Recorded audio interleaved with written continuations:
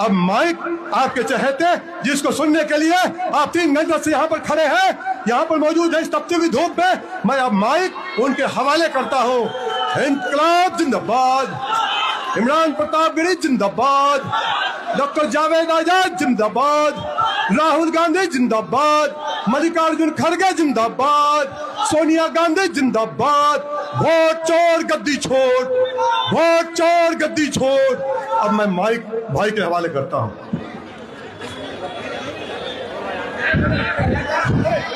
सलाम करता हूं पोठिया की ये तारीखी सरजमीन और मेरी आंखों के सामने तपती दोपहरी में भी हजारों की तादाद में मौजूद इधर साये में खड़े हुए हमारे नौजवान साथी, बुजुर्ग, माएं बहनें, जहां तक मेरी आवाज जा रही है वहां तक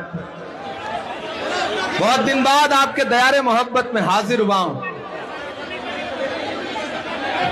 और आया भी हूं तो ऐसे मौके पर आया हूं कि जब कमरुल हुदा साहब आपके चहेते प्रत्याशी आपके बीच में हैं और 11 नवंबर को वोटिंग होनी है।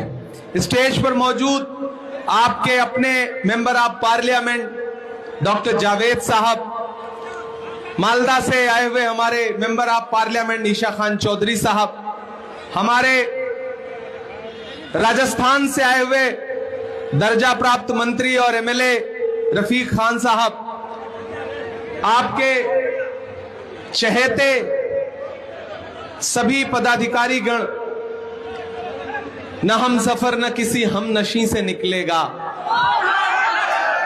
न हम सफर न किसी हम नशी से निकलेगा, हमारे पांव का कांटा हम ही से निकलेगा, न हम सफर न किसी हम नशी से निकलेगा, हमारे पांव का कांटा हम ही से निकलेगा। वतन की रेत मुझे एड़ियां रगड़ने दे, मुझे यकीन है पानी यहीं से निकलेगा। पोठिया वालों, किशनगंज वालों, आने वाली 11 तारीख को आपको न सिर्फ किशनगंज के मुस्तकबिल का फैसला करना है बल्कि बिहार के भी मुस्तकबिल का फैसला करना है। अगर आप ये सोच रहे हैं कि 11 तारीख को आप सिर्फ एक विधायक चुनने जाएंगे तो आप बहुत छोटा सोच रहे हैं। ये इलेक्शन सिर्फ एक विधायक चुनने का इलेक्शन नहीं है। इधर जो दाएं तरफ खड़े हैं साथी, सेल्फी वाले भाई, थोड़ी देर चुप हो जाइए, थोड़ा बैठ जाइए आप लोग, अब थोड़ी देर चुप हो जाइए। ये इलेक्शन सिर्फ विधायक चुनने का इलेक्शन नहीं है। 2 ताकतें मुल्क में इस वक्त खड़ी हैं। एक ताकत वो है जो इक्तदार पर बैठे हैं और आपसे कह रहे हैं कि घर भले आपका हो, जब चाहेंगे बुलडोजर चला करके उसे गिरा देंगे। कोई कानून की किताब, कोई संविधान उनकी राह का रोड़ा नहीं है, उन्हें रोक नहीं पा रहा है। और एक तरफ वो ताकतें खड़ी हैं जो कह रही हैं कि इस मुल्क में हिंदू, मुस्लिम, सिख, ईसाई सब मिलजुल करके रहेंगे, हम इस मुल्क के भाईचारे को पामाल नहीं होने देंगे। किशनगंज वालों, आप पर पूरे देश की नजरें हैं। आपके बीच में बड़ी लंबी लंबी तकरीरें सुन रहा हूं मैं पिछले 10 दिन से। मैं बिहार के अलग अलग हिस्सों से होता हुआ यहां पहुंचा हूं, थोड़ा देर से आया हूं, लेकिन मैं तो यह कह रहा था कि लाल नीले कई रंगों के अलम आएंगे और आखिर में यही होगा कि हम आएंगे। थोड़ा देर से आया हूं, लेकिन मैं खगड़िया से लेकर के, बछवाड़ा से लेकर के, बिहार शरीफ से लेकर, नालंदा से लेकर के, बेतिया से लेकर के, ढाका से लेकर के, सिकटा से लेकर के, बरबीघा से लेकर के, पूरे बिहार के अलग अलग हिस्सों से होता हुआ यहां पहुंचा हूं, चुनाव प्रचार करता हुआ यहां पहुंचा हूं। और पूरी जिम्मेदारी से आपको बता रहा हूं साथियों की आने वाली 14 तारीख को बिहार में महागठबंधन की सरकार बनने जा रही है। ये टीवी चैनल वाले कुछ भी दिखाएं, इनके झांसे में मत आना। इनकी स्क्रीन झूठ बोल रही है। ये लोकल रिपोर्टर जो हैं, यूट्यूब चलाने वाले, वो तो सही रिपोर्टिंग कर रहे हैं, लेकिन अपने एसी कमरे में गोदी मीडिया झूठ बोल रही है, सारे सर्वे झूठे हैं, स्क्रीन सारी झूठी है। मैं जमीनी सच्चाई बता रहा हूं। बिहार के हर किनारे से होता हुआ, मिथिलांचल से लेकर के पूर्वी चंपारण बेतिया होता हुआ और अभी पूर्णिया होता हुआ यहां पहुंचा हूं। पूरी जिम्मेदारी से कह रहा हूं कि बिहार में महागठबंधन की सरकार बनने जा रही है। नीतीश जी रिटायर होने जा रहे हैं और इसका सबूत यह है कि अभी 3 दिन पहले पटना में नरेंद्र मोदी जी ने रोड शो किया, लेकिन नीतीश कुमार को अपने साथ पटना में गाड़ी में बैठाना गवारा नहीं किया, क्योंकि भाजपा खुद नीतीश कुमार को निपटाने में लगी हुई है। तो फिर लंबी लंबी तकरीरें सुन करके ताली बजाने वाले मेरे साथियों, आपसे बस एक बात कहूंगा, बस हाँ वो सुनाएंगे चाचा। देखिए माशाल्लाह क्या जज्बात है किशनगंज और पुठिया के लोगों में। अल्लाह सलामत रखे आपको, अल्लाह सलामत रखे। मैं तकरीरें सुन रहा हूं जावेद भाई और बड़े दुखी मन से आया हूं। सच में आप बैठे हैं, आप यहां के मेंबर ऑफ पार्लियामेंट है, मैंने देखा है आपको पार्लियामेंट में लड़ते हुए। मैं जब भी भारत की संसद में अपनी गाड़ी से उतर करके पहुंचता हूं पटिया वालों, किशनगंज वालों, तो मेरी नजर एक शख्स पर पड़ती है, अकेला तन्हा एक बैनर लेके खड़ा मुझे नजर आता है पार्लियामेंट के गेट पर कि रिलीज एएमयू फंड, और उस शख्स का नाम डॉक्टर जावेद है। वो आपका मेंबर ऑफ पार्लियामेंट है। ईशा खान चौधरी इस बात के गवाह हैं। हमने देखा है डॉक्टर जावेद साहब को, लेकिन मैंने सुना है कुछ ताकतें यहां आई हैं जो कह रही हैं कि जो हमें वोट नहीं देगा वो फिरौन होगा, नमरूद होगा। मैंने सुना है कुछ मेहमान आए हैं बरसाती परिंदे जो लोगों को गालियां दे रहे हैं। पड़ोस में कोचा धामन के कैंडिडेट को लंगड़ा घोड़ा और पता नहीं क्या क्या, मैं वो जबान से निकाल भी नहीं सकता, ऐसी लैंग्वेज इस्तेमाल की जा रही है। सियासत इसका नाम है कि अपने ही एक कलमा गो भाई को गाली दोगे आप? क्या किसी मुसलमान को फिरौन कहने से बड़ी कोई गाली हो सकती है? हो सकती है? मुझे बताओ, क्या किसी मुसलमान को फिरौन और नमरूद कहने से बड़ी गाली हो सकती है?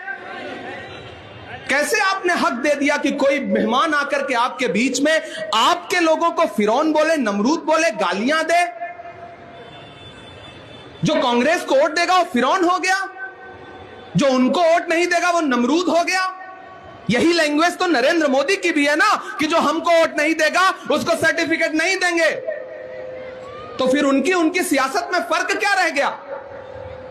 मैं बड़ा जज्बाती होकर के ये बात आपसे कर रहा हूं, बहुत दानिशमंद लोग हैं आप। और सिर्फ यही नहीं, मैंने उनकी गालियां हिंदुस्तान के दूसरे शहरों में भी सुनी है। जो उनको वोट नहीं देगा उसे भला बुरा कहेंगे। यहां उलेमा इकराम बैठे हैं, ये अल्लाह वालों का इलाका है। महाराष्ट्र में जब हार गए, यहां जमीयत के साथी बैठे हैं। मौलाना सज्जाद नोमानी साहब को सोशल मीडिया पे जो जो भला बुरा कहा है, लिफाफे वाला बोला मौलाना लोगों को। आप सबने सुना होगा ये भाषण, सुना है या नहीं सुना है? कि लिफाफे पे पलने वाले, अरे ये हैं तो ये मजहब की डोर पकड़ करके आगे बढ़ रहे हैं और हमको आपको रोशनी दिखा रहे हैं। इनको लिफाफे वाला बोलोगे आप महज इसलिए क्योंकि ये आपको वोट नहीं दे रहे हैं? बंद करिए ये सियासत, इतनी नफरत मत परोसिए। मैं ये हक किसी को नहीं दे सकता कि सीमांचल के बेटों को सीमांचल के बाहर का कोई आकर के लंगड़ा घोड़ा बोले, गाली दे। मैं ये हक किसी को नहीं दे सकता। और आपकी गैरत कहां चली गई है? आप सुन कैसे रहे हैं? मैं आपका जमीर जगाने आया हूं किशनगंज वालों, पुठिया वालों। आप सुन कैसे रहे हैं? कोई आपके बीच में आएगा, सियासी इख्तिलाफात हो सकता है। डॉक्टर जावेद साहब 4-5 बार चुनाव लड़ रहे हैं। कमरुल हुदा साहब इससे पहले भी चुनाव लड़ चुके हैं। क्या इससे पहले कभी किसी ने किसी को गाली दी? बताओ मुझे। सब चुनाव लड़ते हैं एक दूसरे के खिलाफ। चुनाव होता है, चुनाव खत्म, बात खत्म। जो जीता वो क़यादत करता है, वो आगे बढ़ता है। जो हार गया वो आगे बढ़कर के गले मिलता है, दुआ सलाम करता है। इसमें गाली की जगह कहां हो गई? इस्लाम में आप किसी को नमरूद कह दोगे, किसी को फिरौन कह दोगे, और आप सोचोगे कि आपकी हर बात सर माथे पे बिठाई जाएगी। क्यों बिठाई जाएगी? डॉक्टर साहब, किशनगंज में कांग्रेस के लिए जो वोट मांगे, जो वोट दे, उसको कहेंगे कि ये दरीबाज है, दरी बिछा रहे हैं। लेकिन आपकी जानकारी के लिए बता दूं कि तेलंगाना में इसी 11 तारीख को जुबली हिल्स में एक सीट पर चुनाव है। तेलंगाना में मतलब हैदराबाद में, जुबली हिल्स में, घर के पड़ोस में एक सीट पर चुनाव है। वहां कांग्रेस के लिए घर घर जाकर के यही मिल्लत वाले हबीब मिल्लत साहब वोट मांग रहे हैं कांग्रेस के लिए। समझे या नहीं? फिर से समझा रहा हूं, यहां आकर के आपको भला बुरा कह रहे हैं, आपको कहेंगे कि आप दरी बिछा रहे हो। अरे भाई, तो वहां आप कांग्रेस के लिए वोट मांग के, इसका मतलब आप भी दरी बिछा रहे हो।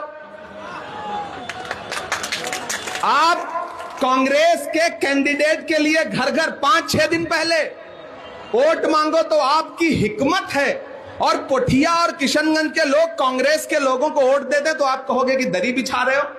भाई, ये तो बड़ी दोगली सियासत है। मैं इस सियासत का हामी नहीं हूं, मैं इस सियासत का हामी नहीं हूं। ये जो आपके बीच में आए और कहें कि कयादत खड़े करने के लिए आए हैं, नहीं साथियों, ये कयादत किसके खिलाफ खड़ी करना चाहते हैं? किसको हरा करके कयादत खड़ी करना चाहते हैं? कमरुल हुदा साहब को हरा के कौन सी कयादत खड़ी होगी? कमरुल हुदा अपने नहीं है, ये ईमान वाले नहीं है। पड़ोस वाली सीट पर प्रोफेसर मुसव्विर ईमान वाले नहीं है। कोचा धामन में ईमान वाले नहीं है। अमौर में जलील मस्तान साहब ईमान वाले नहीं है। भाई को भाई के खिलाफ लड़ा करके आप कहोगे कि कयादत खड़ी कर रहे हैं, और फिर जब कोई बोल देगा तो उसे फेसबुक पर गाली दिलवाओगे आप। यह है आपकी सियासत। नाम अल्लाह रसूल का लेकर के और सोशल मीडिया पे गाली दिलवाओगे आप। मैं नहीं मानता ऐसी सियासत को, मैं इनकार करता हूं। मैं इमरान प्रतापगढ़ी ऐसी सियासत से इनकार करता हूं। मुल्क बहुत बुरे दौर से गुजर रहा है पोठिया वालों, बहुत बुरे दौर से। जब भाजपा खुद नहीं जीत पाती ना, तो वो 100 तरह की तिकड़म करती है। थोड़े वोट कट जाएं, इधर बंट जाएं। आपके बीच में आकर के मुझे बताओ, मैं आपसे पूछ रहा हूं, अभी वक्फ का बिल आया था ना, सरकार आपकी जमीनों को पामाल करना चाहती है, छीनना चाहती है। आपके मदारिस, आपकी खानकाहें, आपकी इबादत गाहें बर्बाद करना चाहती है। मुझे बताओ, उस बिल के खिलाफ क्या सिर्फ मुसलमान खड़े थे? देश की पार्लियामेंट में 25 से ज्यादा एमपी मुसलमान नहीं है, लेकिन रात के 2:30 बजे, डॉक्टर जावेद साहब गवाह हैं, मैं भी गवाह हूं, रात के 2:30 बजे सोनिया गांधी बीमारी की हालत में देश की राज्यसभा में क्यों बैठी थी? उस बिल के खिलाफ वोट देने के लिए। उस बिल के खिलाफ वोट देने के लिए रात के 2 बजे राहुल गांधी लोकसभा में डॉक्टर जावेद और ईशा खान चौधरी के साथ बैठे थे या नहीं बैठे थे? आप झुठला दोगे सबकी मोहब्बत को, आप झुठला दोगे एकजुटता को। पोठिया वालों, मरहम के लालच में अपनी दुखती रग का पता दुश्मन को देना होशमंदी नहीं है, बेवकूफी है, बेवकूफी है। कोई आपके बीच में आए, सबको चुनाव लड़ने का हक है, चुनाव लड़े लोग, लेकिन किसी को गाली दे करके, फिरौन बता करके, नमरूद बता करके वोट मांगे तो ऐसे लोगों से कह दो कि ये सीमांचल है, ये सीधे साधे लोगों की सरजमीन है, यहां नफरत के लिए कोई जगह नहीं है, ये गाली सुनने के लिए यहां की आवाम नहीं बनी है। आप मुझे बताओ, अगर किसी के वालिद ने कांग्रेस को वोट दिया था तो आप उसको फिरौन कहोगे? अगर यहां मौजूद लोग कांग्रेस को वोट देंगे तो उनको फिरौन कहोगे? मत मानिए इस बात को। और मुझे लगता है ऐसी ही सियासत से बेजार होकर के गुलाम मुक्तदा साहब हैं यहां पर, और हमारे सरपंच साहब हैं। कहां है सरपंच साहब? जाकिर भाई,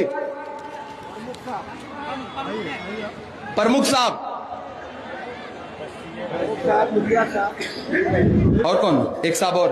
ये तीनों लोग आज कांग्रेस पार्टी ज्वाइन कर रहे हैं, ऐसी ही सियासत से बेजार होकर के। कमरुल भाई माला पहनाइए, खैर मकदम करिए, स्वागत करिए, पहनाइए माला, पहनाइए। भाइयों, साथियों, हम सायादार पेड़ जमाने के काम आए, हम सायादार पेड़ जमाने के काम आए, और सूखने लगे तो जलाने के काम आए। कच्चा समझ के बेच न देना मकान को, शायद कभी ये सर को छुपाने के काम आए।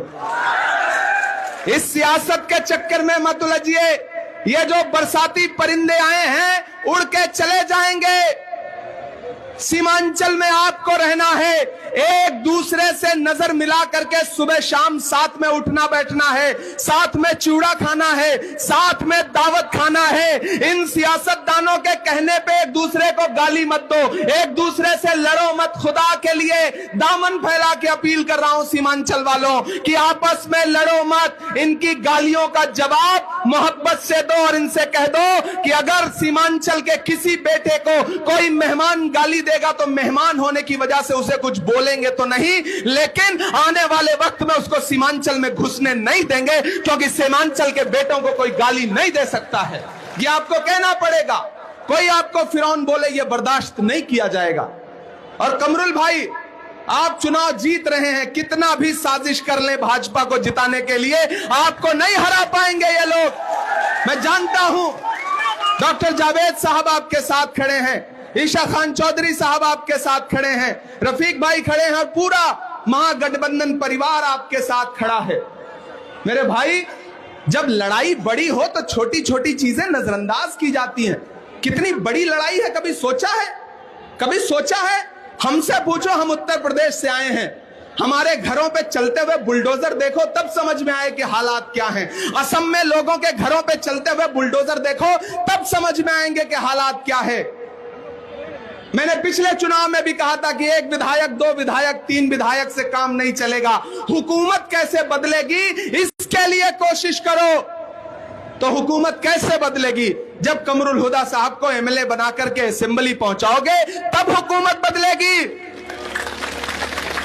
इसलिए आप सबसे गुजारिश है साथियों कि आने वाली 11 तारीख को अपने घरों से बाहर निकलिए, अपने घरों से बाहर निकलिए। और कमरुल भाई, इधर आइए आप। माशाअल्लाह, पूरा अकेले दम पे आपने हिला रखा है। बहुत परेशान है आपसे, मैं वीडियो देख रहा हूं, बहुत परेशान है। सोशल मीडिया पे पूरी ट्रोल आर्मी छोड़ दी जाती है। सीमांचल वालों, आपसे मेरा बड़ा जज्बाती रिश्ता है। मुझे याद है जब 2016-17 में बाढ़ आई थी तो उस समय मैं सियासत में नहीं था, किसी बड़े बाप की औलाद नहीं हूं, बहुत छोटे से परिवार से आता हूं।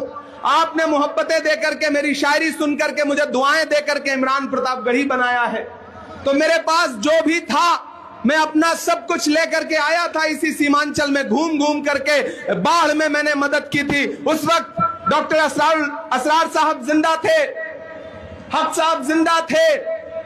मैं एक एक इलाके में घूम करके लोगों के बीच में गया था। तब से यहां से एक मेरा जज्बाती रिश्ता है और उस रिश्ते की बुनियाद पे आपसे अपील कर रहा हूं कि सियासत जज्बात का नाम नहीं है, होशमंदी और अक्लमंदी का नाम है।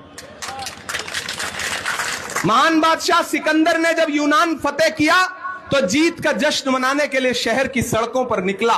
तो उसने देखा कि लोग तो जश्न मना रहे हैं, लेकिन एक फकीर आदमी सड़क के किनारे बेखबर होकर के सो रहा है। सिकंदर को गुस्सा आया। सिकंदर अपने घोड़े से उतरा और उतर करके उस सोते हुए फकीर के पास गया और जा करके उसे जोर की एक लात मारी और लात मार के कहा कि क्यों रे फकीर, मैंने शहर जीत लिया और तू सो रहा है, लोग जश्न मना रहे हैं और तू सो रहा है। तो सिकंदर को उस फकीर ने उनींदी आंखों से देखा और देख करके कहा कि शहर जीतना बादशाहों का काम है, लेकिन लात मारना गधे का काम है। ये जो जबान से लात मारते हुए घूम रहे हैं ना, इनको वोट से जवाब दो। कमरुल भाई को जिता करके असेंबली पहुंचाओ। आप कमरुल हुदा साहब को जिताओगे तो सिर्फ एक एमएलए नहीं मिलेगा आपको, बल्कि साथ में 2 सांसद फ्री में मिलेंगे। एक आपके अपने लोकसभा में डॉक्टर जावेद साहब आपके मुद्दों पर लड़ते रहते हैं, और मुझे भी अल्लाह ने जो थोड़ी बहुत सलाहियत दी है देश की सबसे बड़ी पार्लियामेंट में खड़ा होकर के, चाहे वो अलीगढ़ मुस्लिम यूनिवर्सिटी के किशनगंज ब्रांच का मसला हो या फिर सीमांचल की बदहाली का मसला हो, अल्लाह ने जबान दी है तो उसका इस्तेमाल करता हूं और आपके मुद्दों को देश की पार्लियामेंट में 4 बार उठा चुका हूं। तो 2-2 MP आपको साथ में फ्री मिलेंगे और मालदा भी बहुत दूर नहीं है। तो ईशा खान चौधरी साहब भी